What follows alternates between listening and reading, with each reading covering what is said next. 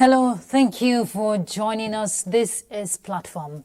I'm Ruth Aguela. Poverty reduction is a task before any government based on its importance in measuring a nation's developmental growth. And poverty reduction remains one of the top priorities for the present administration, which is pegged in its 8-point agenda. The federal government continues to demonstrate commitment towards reducing the poverty rate with focus on job creation through skills development, access to financing for small and medium-sized enterprises, among other interventions. Going by Nigeria's humanitarian crisis that the nation is dealing with, the Ministry of Humanitarian Affairs and Poverty Reduction has a mandate of ensuring that federal government's policies towards poverty reduction are effectively carried out. Recently, the ministry brought together humanitarian actors for a 2-day national roundtable dialogue in order to create a holistic approach in humanitarian coordination across the country. Now, part of the submissions is to address the complexities of humanitarian crisis in the country through sustainable financing, strengthen resilience for Nigeria, upscaling interagency cooperation, and foster a network of trust and transparency in meeting humanitarian needs across the country. What is next for the ministry in ensuring practical solutions beyond the usual metrics? On Platform, we will be looking at ways of upscaling humanitarian coordination for Nigeria. And our guest is the Minister of State for Humanitarian Affairs and Poverty Reduction, Dr. Yusuf Tanko Sunono. Thank you so much for joining us, Honorable Minister. Well, thank you for having me. And just before we bring in our panelists, let's let you in on a bit of his profile. Dr. Yusuf Tanko Sunono has served as Minister of State, Ministry of Education under the present administration, a medical doctor with specialty in obstetrics and gynecology. Prior to his appointment, he represented Yauri, Shanga, and Ngaski Federal Constituency of Kebbi State in the House of Representatives. He has many publications in peer-reviewed journals, including The Lancet. Dr. Sunono belongs to several professional bodies, some of which the Nigeria Medical Association, Associate Member, World Medical Association, and Life Member of the World Association of Laparoscopic Surgeons. A doctor now doing humanitarian business. Well done, sir. Thank you. All right, our panelist on Platform is a correspondent from Garden newspaper, Tina Abeko. Tina, thank you so much. You're welcome. Always a pleasure being here. All right, Tina is a humanitarian correspondent, and we're pleased to have you here. All right, Honorable Minister, just recently, the ministry brought together humanitarian actors from the international community cut across different sectors. So tell us, going by the fallout of that roundtable dialogue, fill us in on the communique that was, brought forth after the whole roundtable dialogue. Well, thank you very much once more for having me, and let me also, as usual, commend the management of the Nigerian Television Authority for giving us this wonderful opportunity to always come forward to explain to Nigerians what the government is doing. Communication is a key factor to development, and it also builds trust in citizenry, because when you are not informed, you always assume nothing is happening. Yes. And therefore, we want to thank you once more for this rare opportunity. Well, we had a 2-day meeting on the 25th and 26th of this month, and major issue is to see how can we bring all the stakeholders, as you mentioned, to a common ground where we all agree on how to fashion our humanitarian interventions so that it can be more effective, resilient, and can sustain the test of time. And that's why even if you look at the theme of the 2 days roundtable discussion is bridging the gap between policy and the practice for a resilient future humanitarian future for Nigeria. It goes to show that from the team that we really agree that there is need for a strong and coordinated approach, and two, there is a gap within the system and the delivery of humanitarian intervention. And lastly, that what we have right now is not resilient enough. A resilient humanitarian intervention is the one that will be able to stand the test of time during shock and will be able to recover quickly so that normal activity can be restored, and that's not what is happening. So over the deliberation, the participation ranges from governmental and non-governmental activists. In the government, we try to involve the federal government, that's through our ministry and its agencies, many key ministries like budget and economic planning, agriculture, education, regional development, and then we also move down to involve state and local governments in our own undertaking. And then we also have development partners and ably led by the United Nations office here in Abuja that is also the major sponsor of the dialogue.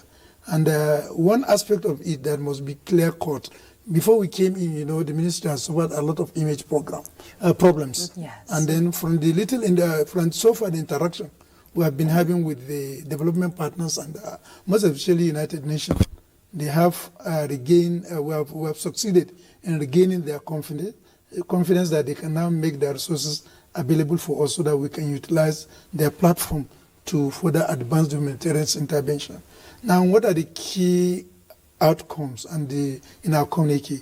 One of the key outcomes is that we need a comprehensive approach so that we can have a comprehensive system and strategy for engagement.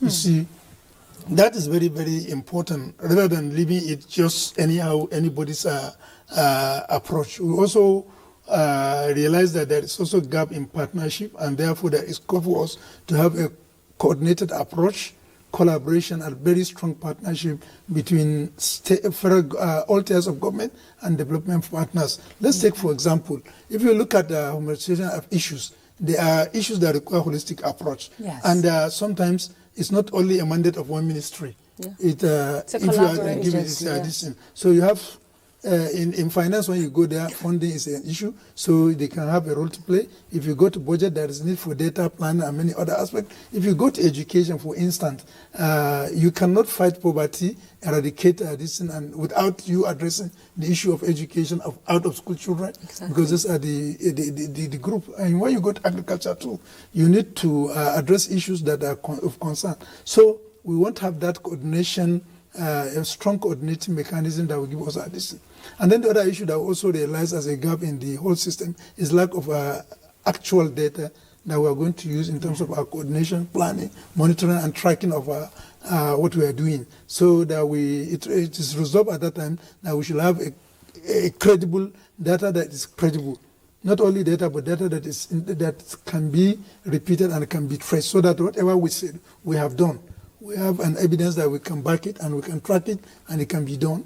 Okay. For instance, now, if you look at let's say, internally displaced person, depending on where the source of data is, you have different figures to play with. Yes. So it goes to show that really for us to be able to track our activities, we must have a strong data that is reliable, reproducible, and can be tracked. Okay. Otherwise, it becomes a serious issue. We also look at the issue of funding, which is also very important, and there is a need for us to work globally. As out of that discussion, to see how we can, first of all, we take into cognizance the current statement by the United States government, which has affected virtually all the funding mechanisms within the country. And then not only that, globally, there is also paucity of funds, with everybody trying to now take care of self-distance.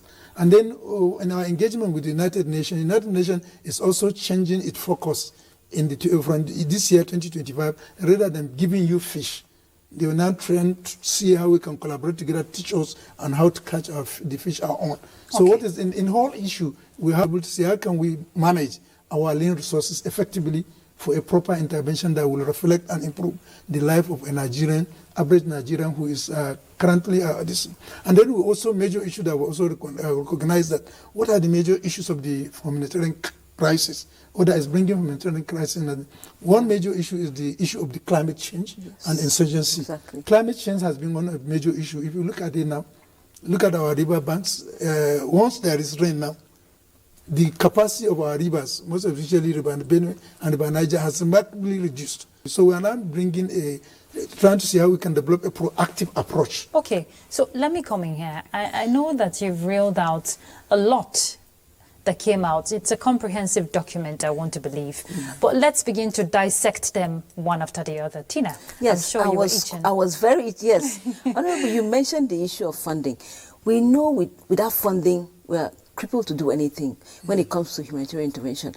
What are some of the definitive commitments we have from our partners in terms of funding with the rainy season just at the door?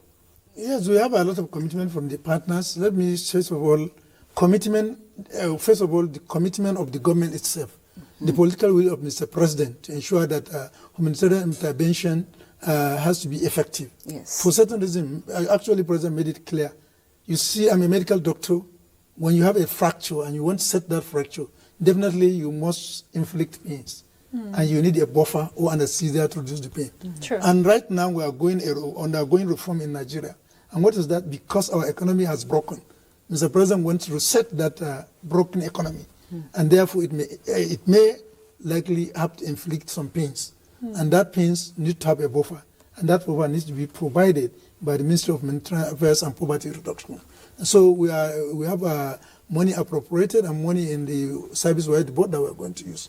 Commitment on the, we also have to look at other funding, and that's where we now come with locally. We come up with initiatives to see how we can utilize private partnership in Nigeria. Yes. And that's why during the summit, important. You see a lot of active participation of our private organizations to see how they can support this. But they are also coming there with a condition, which is in tandem with anti-corruption stand of Mr. President, that they are ready to key in and give in their resources, hard-earned profit and whatever they have, for us to see how we can rescue Nigerians through our humanitarian intervention.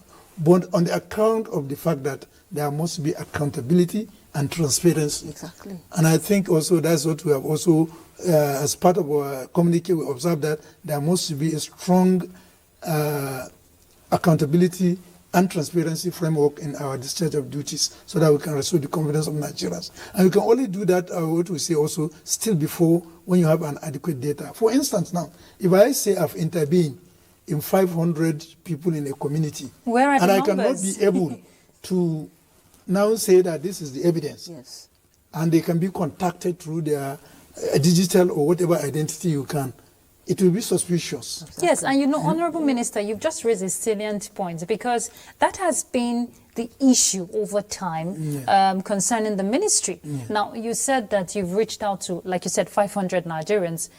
Who are these people beyond just numbers that they're seeing? I'm just citing an example. Yes, I know. I'm just saying that data is very critical. So I want you to tell us how the ministry is going to leverage on this data management. I know there's a National Social Register. Yes.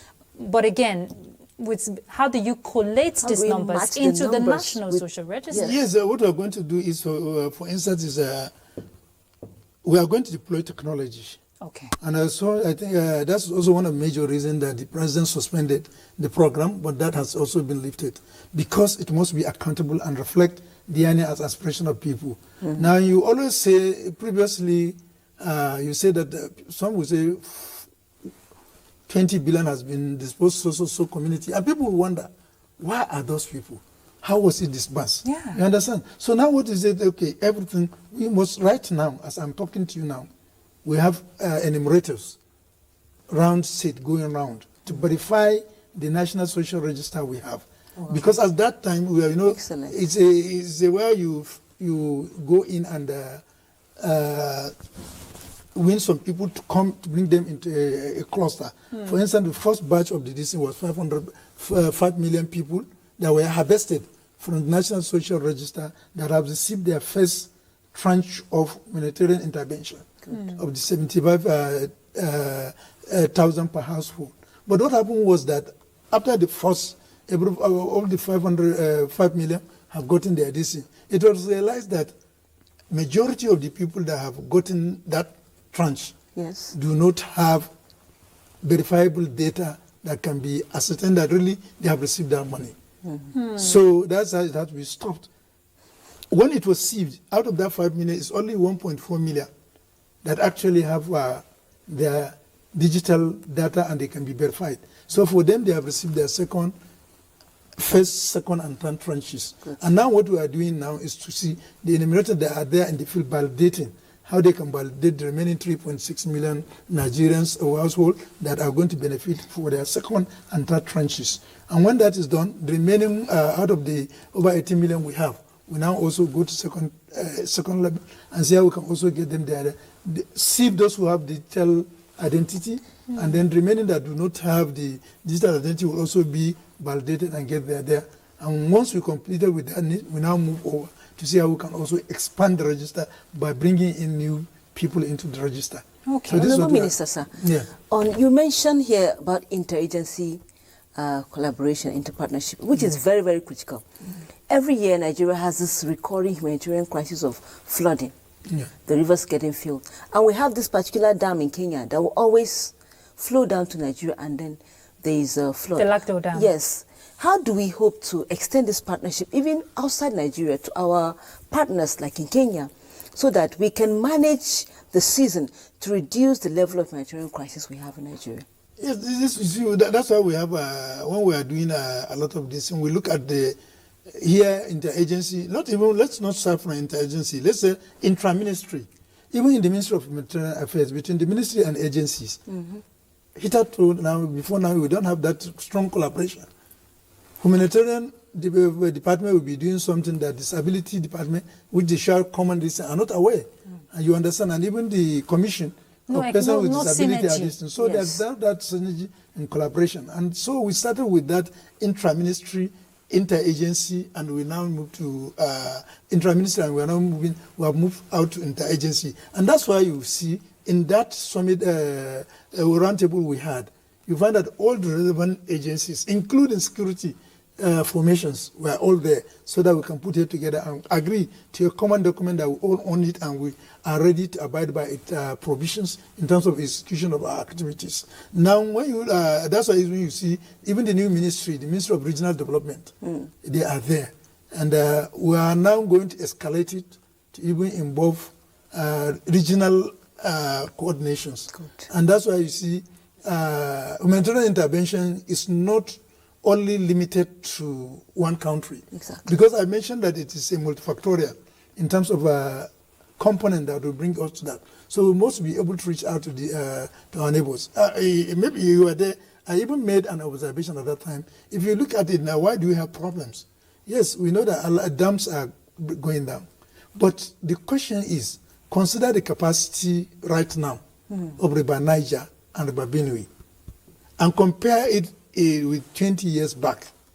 You know that definitely the sun has come in and sun fill our rivers and shrink, thereby reducing the capacity. If before, for example, the rivers can contain up to 1,000 liters without flooding, as of today, with 200 liters, there will be flooding. So it means we have to look at, and not only that, the worst part of it, whenever there is flooding, go and look at the consistency of the soil in that. Those areas that before you can farm rice, when there is flooding, it comes with sand. And that sand will now cover up and change the topography of the whole land, making farming difficult. You won't know that except if you are into irrigation farming. Where before, in my area, where I came from, KB, you know, we are good in rice farming, that you can only maybe irrigate your farm maybe once in a week. Or in some places, you can't. Once you plant your distance, you just wait for you to harvest. Now, because of the sand that has overtaken the actual land we have initially, you need to pump. You use either your solar pump or petrol pump or CNG pump to water your land almost on daily basis. You know, Honorable Minister, it's good That's why we say there's need for this holistic approach. Yes, and that's where I want to pick up from, that holistic approach. Now, at the sub-national levels, the state governments have critical roles to play because they are directly involved with their own state people. You can do your part at the federal level, but there must be a synergy with the state government. Now, how, based on the fallout of the roundtable, I noticed there were no state governors involved in the roundtable dialogue. Yes, why did we have that? Because you need a state government. Yes, state governors were not there, but state government were represented by the commissioners of humanitarian affairs and their permanent secretary. So the state is adequately represented. And if you even look at our program, we went down into breakout session. We have two major breakout sessions. The second breakout session, which is also key, it divides Nigeria into geopolitical zone: northwest, northeast, north central, south-south, southeast, southwest. And they all went and have this, and we came back to a plenary session and report were presented. One good finding is that we realized that despite the fact that all of us, there is national common dimension that is causing humanitarian crisis, all the states. Yes. But there are some specific key states in each state. Yes. And our intervention is going to also be in such a way that while we have some national uniform intervention, but there are also key intervention that we are going to listen. Because they're peculiar. Yes, this crisis is peculiar. Yeah. And even if you look at the multi-dimensional poverty index report, you find that the dimension there we look at contribute to poverty and contribute to humanitarian crisis in different proportion in each geopolitical zone. For instance, now, let's see, if you go to Northwest, two things contribute to poverty mostly: insurgency and out-of-school children, which are core. If you go to Southeast, the contribution of out-of-school children is not much there. But you see there environmental degradation following erosion and what have you.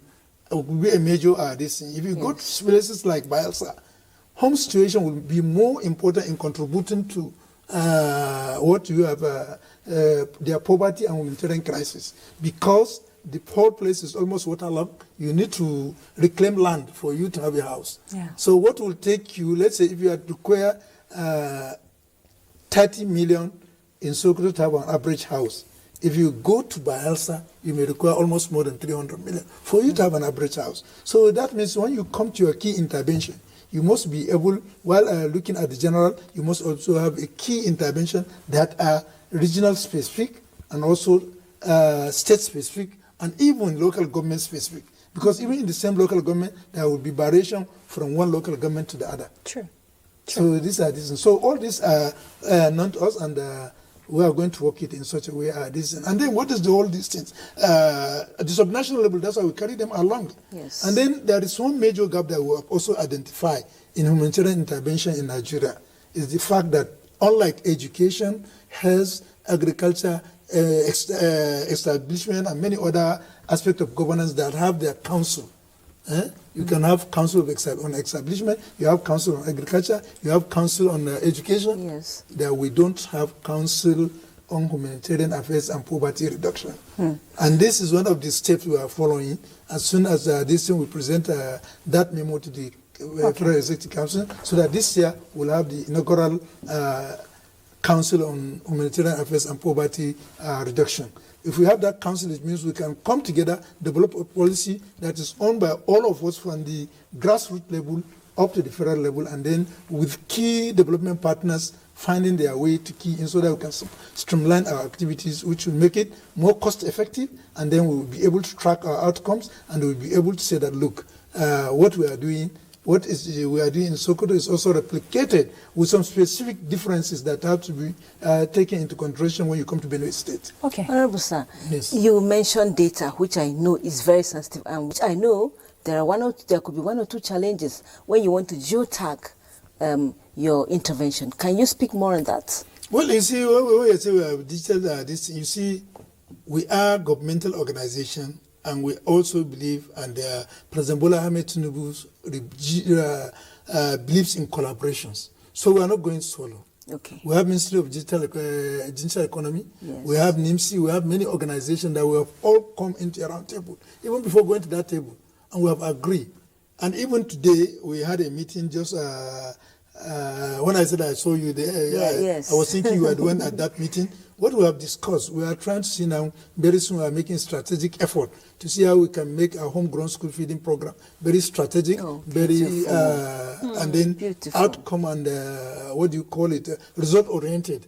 And we all agree that for us to do that, we have to also have a strong data that is reproducible and that is technology driven. And NIMC is there, and we have agreed that in the next few days, NIMC will dust their gadgets and start enumerations.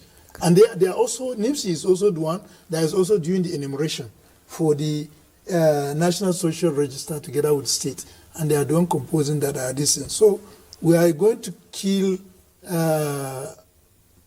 two birds with one stone. Okay. As they are updating the NASCO, the Register for National Social Security, they are also creating another page for the homegrown feeding program. Oh. And then not only that, even our Commission for Disability, there is ongoing discussion to see how we can get record of all those. What we are trying to see that we have a comprehensive list of or register of people with special needs, and also people, special need includes vulnerable groups who need intervention. Sure. So that at any time we are going to do intervention, all we need to do is to go and see, harvest and see how we can this thing.